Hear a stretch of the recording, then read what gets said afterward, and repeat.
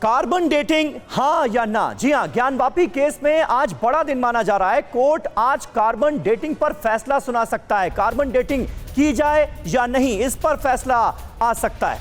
लेकिन शिवलिंग होने का दावा किया जा रहा है और ये जो आकृति है इसकी कार्बन डेटिंग पर हिंदू पक्ष के अंदर ही मतभेद उभर आया है।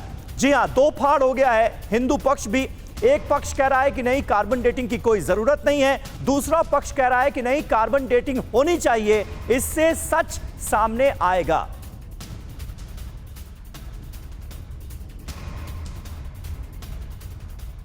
ज्ञानवापी में मौजूद जिस शिला को शिवलिंग कहा जा रहा है उसकी कार्बन डेटिंग होनी चाहिए या नहीं, वाराणसी की जिला अदालत आज इस सवाल से पर्दा उठा सकती है।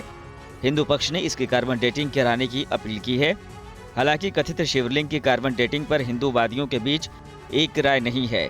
5 वादी महिलाओं में से एक राखी सिंह ने कार्बन डेटिंग का विरोध किया है। राखी का कहना है कि अगर शिवलिंग की कार्बन डेटिंग कराई गई तो इसका मतलब होगा कि हम आदि विश्वेश्वर के शिवलिंग पर ही प्रश्न चिन्ह खड़ा कर रहे हैं।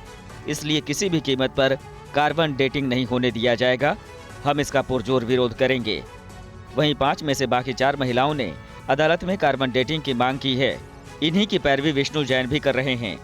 हालांकि इसी बीच बीएचयू के प्रोफेसर डॉक्टर अशोक सिंह का दावा है कि इसकी कार्बन डेटिंग मुमकिन ही नहीं है। दरअसल ज्ञानवापी परिसर के वजूखाने में एक शिला मिली है जिसे हिंदू पक्ष शिवलिंग मान रहा है, जबकि मुस्लिम पक्ष की दलील है कि ये एक फव्वारा है।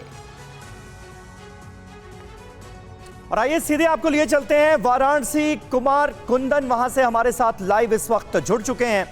कुमार, आज अदालत से दोनों ही पक्ष क्या उम्मीद कर रहे हैं? क्योंकि जो प्रतिवादी पक्ष है उसका ये कहना है कि ये फव्वारा है, वादी पक्ष कह रहा है कि ये शिवलिंग है, और ऐसे में कार्बन डेटिंग की जो मांग वाली याचिका है उसको लेकर भी हिंदू पक्ष दो फाड़ होता हुआ नजर आ रहा है। क्या होने जा रहा है?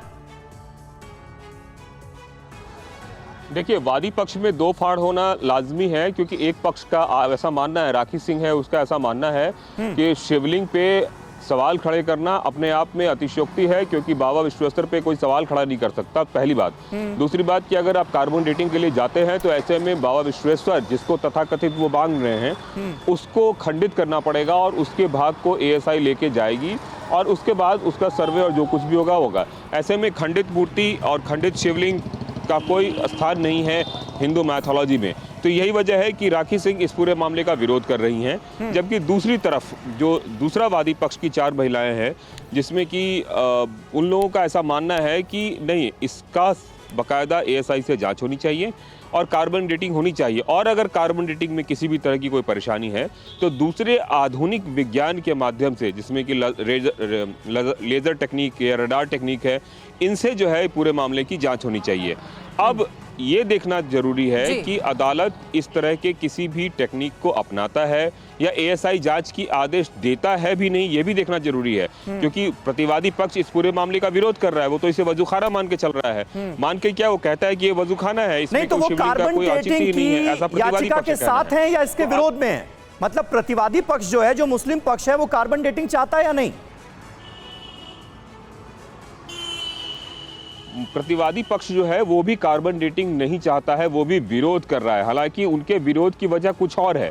उनका ऐसा कहना है कि ये वजूखाना है, लेकिन वादी पक्ष का जो एक पक्ष है, जो राखी सिंह है, वो इसका विरोध इसलिए कर रही है क्योंकि उनको ऐसा लगता है कि इससे शिला खंडित होगी और खंडित से भगवान को खंडित करना किसी भी तरीके से न्यायोचित नहीं है।